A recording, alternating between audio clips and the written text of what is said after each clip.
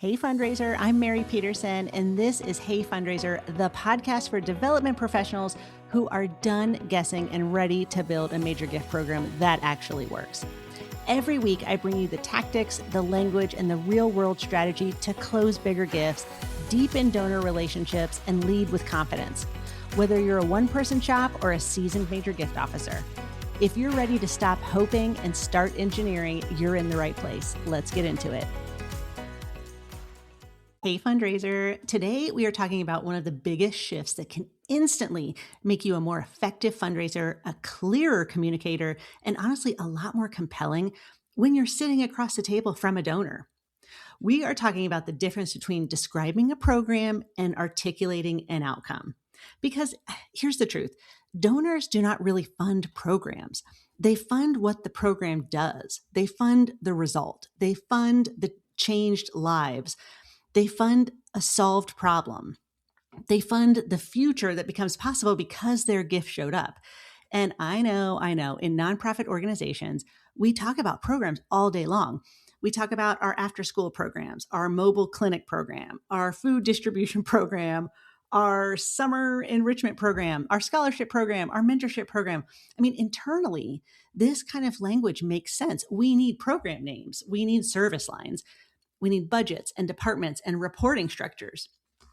But a donor is not usually thinking, wow, I really hope someone invites me to fund this line item of the youth development program. Like, that's just not happening. What they are thinking is questions like this. What difference will this make? If I make this gift, who will be helped? Why does making my gift matter right now? What becomes possible because of the gift? Will I be able to see an impact in a relatively short time? And can I trust that this gift is the most impactful, strategic, meaningful gift that I can make? So today, I want to help you move from vague program talk to clear outcome packaging. And so in this podcast, I want to talk about why outcomes are more compelling than programs, why so many nonprofits accidentally lead with program descriptions, how to package your offers in a way that donors can emotionally and logically grab onto them, some examples of weak framing versus strong framing, and a simple structure that you can use to build donor-facing offers like this week. So I want to start with a story. A long time ago, I was raising money for a dental clinic. I was raising money for a hospital, but the hospital had a homeless dental clinic. And if you know anything about teeth and health, the health of your teeth is directly related to the health of your body. And so one of the ways that this hospital was helping the homeless population was by fixing their teeth. And that led to much better health outcomes overall. Okay, I would talk to my donors and say, we do 200 teeth cleanings a month. And I was very proud of that, right? Like 200 people were coming through. We were helping them with their overall health. And, I was getting $5,000 gifts and $10,000 gifts. And I kept thinking to myself, like, why am I not getting larger gifts? Like, what is it that's not inspiring people to give? So I started meeting with the program people, the director of the homeless clinic, and we started talking. And one of the things that surfaced from those discussions were, yes, we do 200 teeth cleanings every month, but of those 200, about 12 patients every month were fitted for new dentures. And with those new dentures came confidence. Like when their teeth were fixed, they were doing better in job interviews. They were becoming employed. And when they were employed, they now became eligible for housing subsidies. So these people were literally getting themselves and their families off the street by dentures. So then I started reframing. Now I was talking to donors and saying things like, we're disrupting poverty by helping people with their teeth. Even though we were only serving like 12 patients a month with dentures, it was such a huge change in these 12 patients every month. 12 is only a fraction of 200 teeth cleanings. But when I started to talk about my programs in this way, I started getting $50,000 gifts. Even though we were only serving a fraction of the population, I was selling the outcome, not the output of the program. I mean, 200 teeth cleanings is great, but helping people get off the street by helping them get a job and get housing and education and like all these things, talking about disrupting poverty was a completely different mindset. And when I took that mindset on, the donors took it on and extra zeros were appearing on checks, which was a beautiful thing. So that is why I wanted to record this podcast today. So let's start here. Why do programs feel safe, but outcomes persuade? Why do we default to talk about programming? Well, because programming language feels very concrete to us as fundraisers. It feels operational, legitimate. It feels very specific. We can point to it. We can define it. We can build a budget around it. We can say, this is our literacy program, and everyone nods. But donor communication is not just about naming what exists. It is about translating why it matters. The program names often fail that test. So think about it in this way. If I tell you we're raising support for our workforce readiness program, that kind of gives you a category, but does it give you like what the transformational outcome is? No. Now, what if I told you we're helping single moms train for stable careers so they can move from surviving paycheck to paycheck to building long-term security for their families? Now your brain has a lot more to work with, a lot more to hold on to.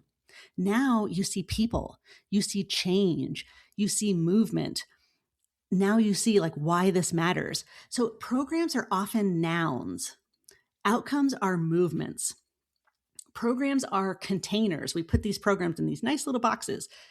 Outcomes are what happens inside the container. The donors are far more motivated by movement than containers because donors want to participate in something meaningful. They want to know that their money is not just helping an organization run. They want to know it is helping something happen. Big difference. That does not mean that overhead is bad, by the way. One of the things that I feel very strongly about is unrestricted giving. And if you can take the podcast today and package your unrestricted giving as the most strategic, most impactful way for donors to make a difference, you're going to get a lot more unrestricted gifts. This also doesn't mean that operations aren't unimportant. It means your communication has to really start where donors' interest naturally begins, and that is the impact. It's not the program. And then if needed, you can absolutely explain the infrastructure required to make that impact possible. But too many organizations do the exact opposite. They start with the machinery. They start with the staffing chart.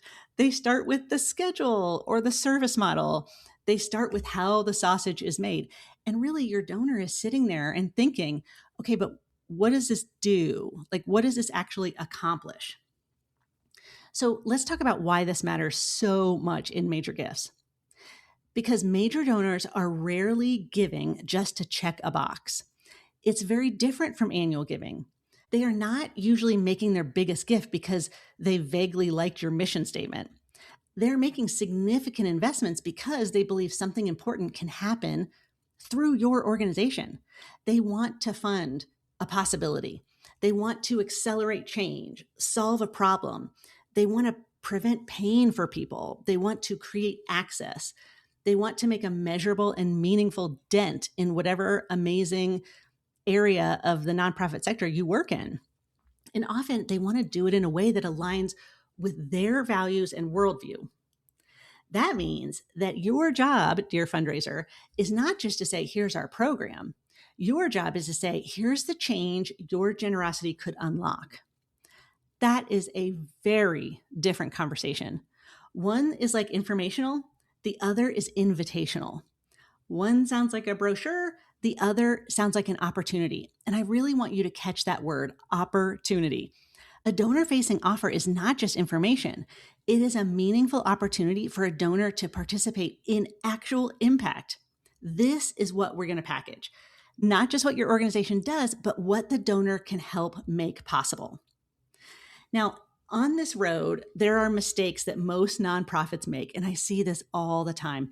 An organization does incredible work. The mission is real, the need is urgent, the outcomes are really strong.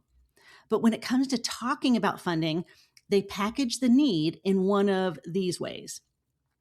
They might say, we need support for program expansion.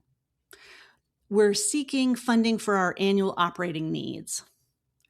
We're growing our wraparound service model. That's something I just heard the other day. Or we need funding for programmatic capacity. Or another one I heard recently was we need support for direct service delivery. I mean, none of these are technically wrong, but they're also not compelling either. Why? Because it's insider language. You're using a lot of nonprofit language.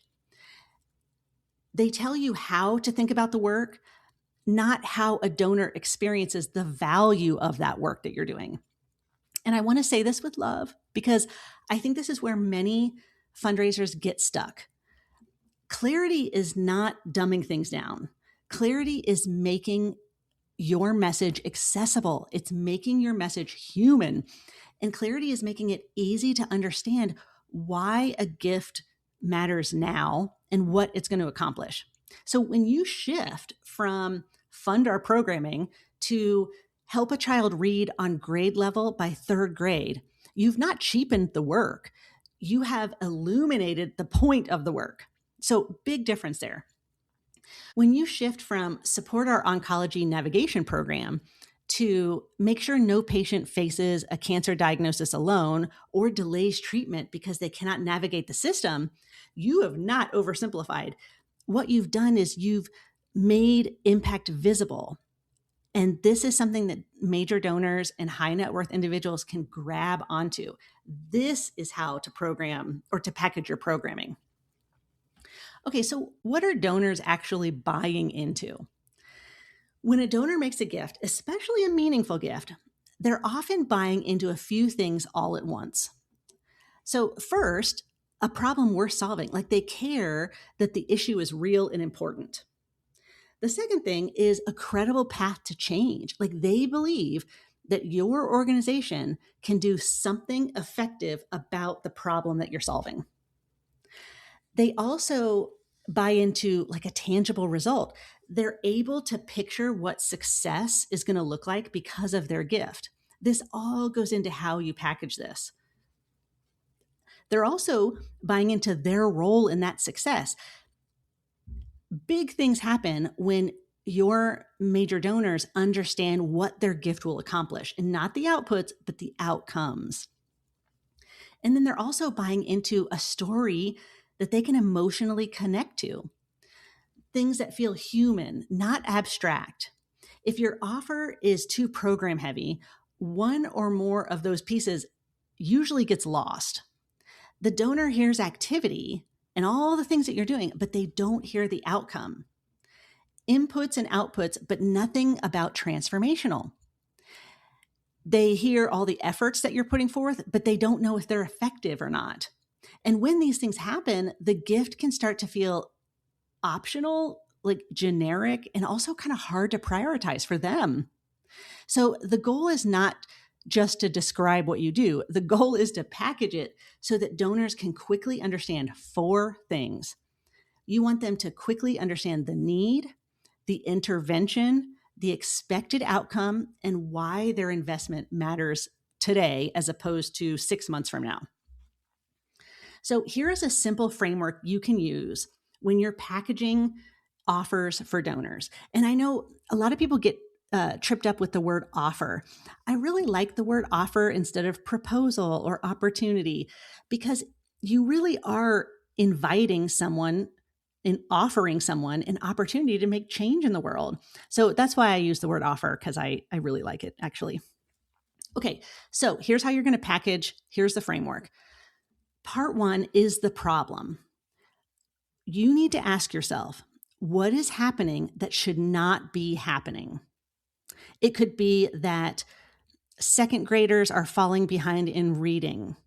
It could be that oncology patients are getting lost in the system without a navigation program. It could be that adoption rates of our animals are way down. Like, what is happening that should not be happening? Then the second part is the person. Like, who is affected by this? When you're doing major gift work, you really need to explain what the person is feeling, who is affected, what is their life like, because they're facing this problem and just can't get past a milestone. The third part is the intervention. What is your organization doing about it? Fourth is the outcome. What changed because of your work? I mean, think back to the homeless dental clinic. Yeah, sure. People had clean teeth. 200 people had clean teeth a month. 12 people got housing. Like, such a different story. And then last is the invitation. What can the donor help make possible? And let's make this really concrete. Instead of saying something like, we're raising money for our youth mentoring program, you want to try something like this. Too many middle school students in our community are falling behind academically and emotionally during a critical season of their development. Our mentoring program pairs them with a trusted adult who provides weekly support, accountability, and encouragement. And the result is improved school engagement, stronger confidence in these kids, and better long-term outcomes. A donor investment helps ensure more students have consistent life-shaping support during the most formative years of their lives. That's a very different story than we're raising money for our youth mentoring program. So I'm pretty sure you hear the difference. The second version still describes the program, but it's anchored in an outcome. So now the donor knows what's at stake. The donor understands who's affected. The donor understands what changes in somebody's life, and they understand why the funding matters. So I want to do a few more examples around like weak framing versus strong framing, because I think this is where the light bulb is really going to go off for you. So let's do example number one. Let's say it's a food pantry. So here's some weak framing. We need support for our food pantry operations. Not so compelling. Here's a better way to frame it. Families in our community should not have to choose between paying rent and feeding their children. Your gift helps provide reliable access to nutritious food so parents can stabilize their household and children can thrive. So different. So here's another example. Let's do like a scholarship fund. The weak framing is we're building our scholarship fund for students. A better framing is too many promising students are forced to delay or abandon their education because of financial barriers. Your support helps students stay enrolled, complete their degrees, and build a more secure future for themselves and their family. So different. Okay, example number 3. So let's say you're raising money for like hospital equipment. So a weak way to say this is to say, we're raising money for a new imaging machine, like an MRI. A totally different way to frame it is your investment is going to help patients receive faster, more accurate diagnoses closer to home, which is going to reduce delay in care and ease the burden on families during an already stressful moment in their life. Okay, I'm going to give you one more example because now I can't stop. It's just pouring out of me. Okay, let's talk about the arts. So a weak framing would be like, we need support for our arts education program.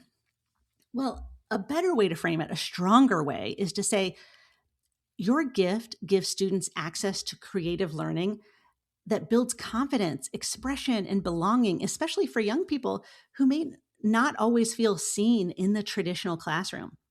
So notice that in each of those examples, the thing is still being funded. That thing still exists. Like, there is a pantry, there is a scholarship fund, there's an MRI machine, and there's the arts program.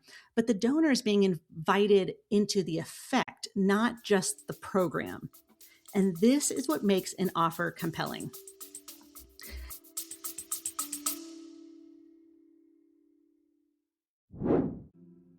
Hey, fundraiser, before you sign up for another fundraising conference where you might leave with a good tote bag but zero strategy to raise more money, let me invite you to Major Gift Momentum. This is my private coaching group where you'll get weekly coaching calls with me, access to my full Major Gift curriculum, and a community that's actually moving the needle. Major Gift Momentum isn't based in theory, it's based in action. Members are closing 5- and 6-figure gifts within 3 months of joining.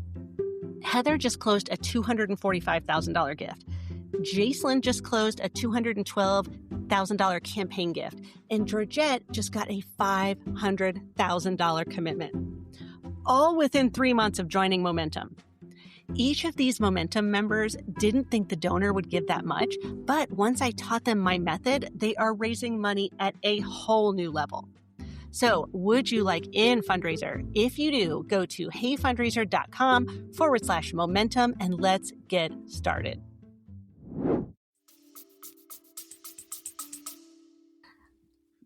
Now, one warning here. When I say outcomes, I do not mean vague, fluffy mission language. Like your outcomes must be specific enough to matter, to be able to grasp. So because sometimes people hear this and they overcorrect, they'll go from fund our program to help us change lives. Okay, but how? Like whose lives? Like what's changing? And what does better actually mean? So the goal is not vague inspiration.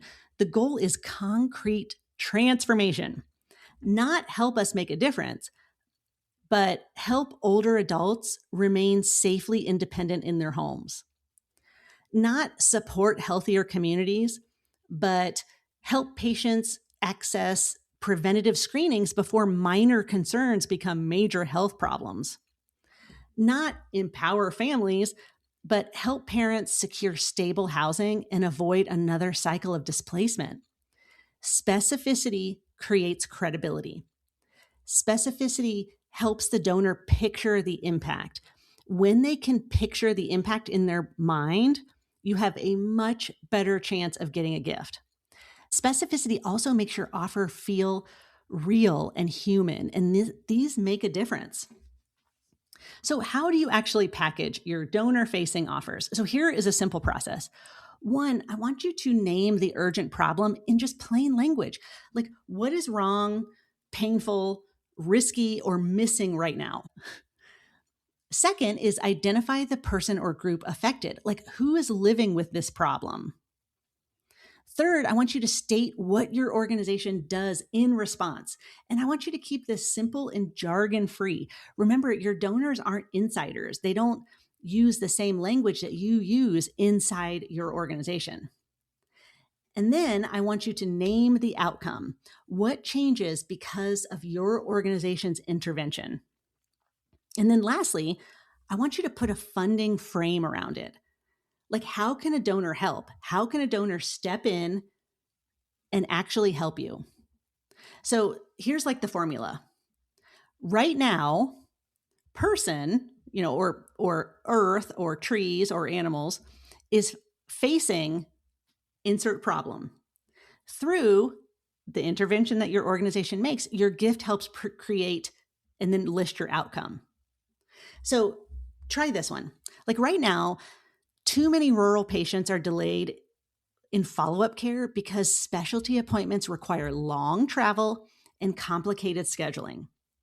Through local care coordination and transportation support, your gift helps patients stay on track with treatment and avoid preventable complications.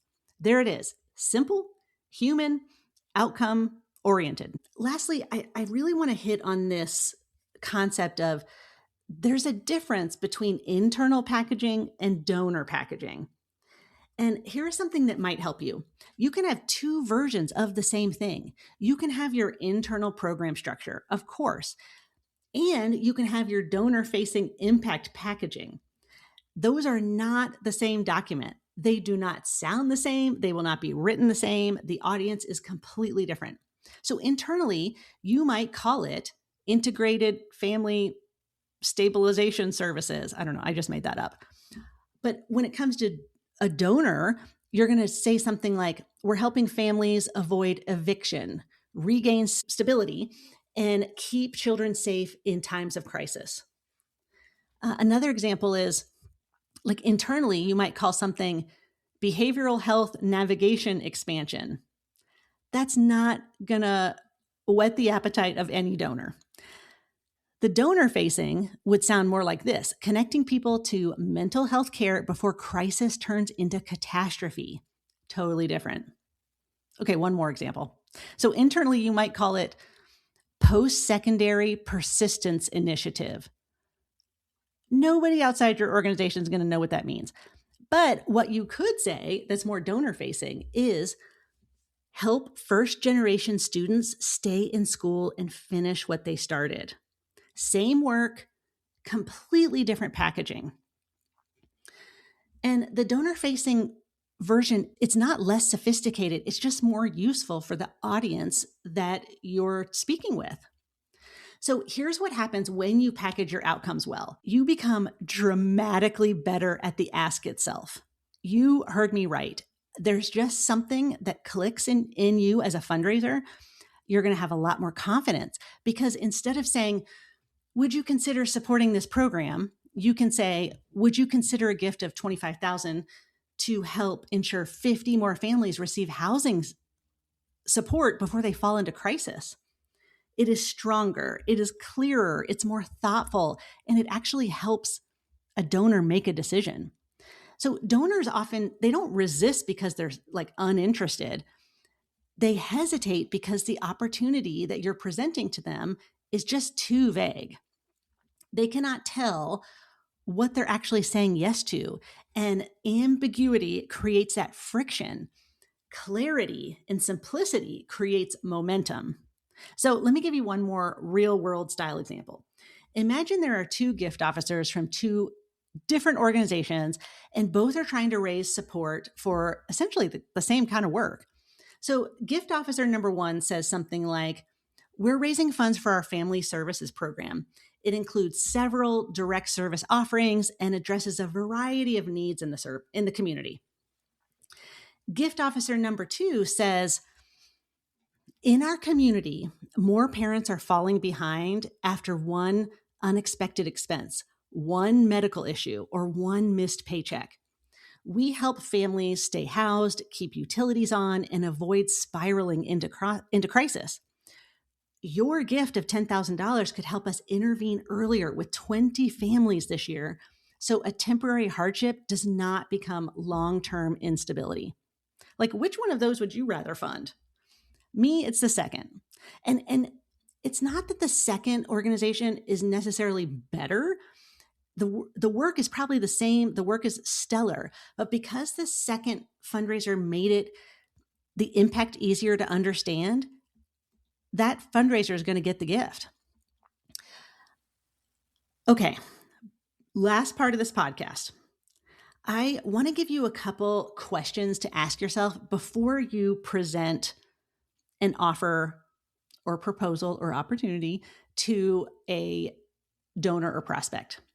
So I want you to ask yourself, like, these questions. Is this framed around a problem the donor actually cares about? Is the affected person or group clearly understood? Have I described the change, not just the activity that the organization is doing? Can the donor quickly understand what their gift helps accomplish? Is the language human and specific? Like, have I removed all the internal jargon? And then lastly, does this feel like an opportunity or just an explanation? So those questions are really going to sharpen almost everything with your offers. So I want to leave you with a little bit of homework. I want you to pick one program that your organization talks about all the time. And I want you to write down how you usually describe it. Then I want you to rewrite it using the structure we talked about in this podcast. First, lay out the problem with human language. Second, name the person or group or thing that is going to change. So you're really naming the audience. Third is the intervention. How does your organization step in and make a change? Fourth, what is the outcome? Like, what is that change? And lastly is the donor invitation. So you're actually asking for the gift.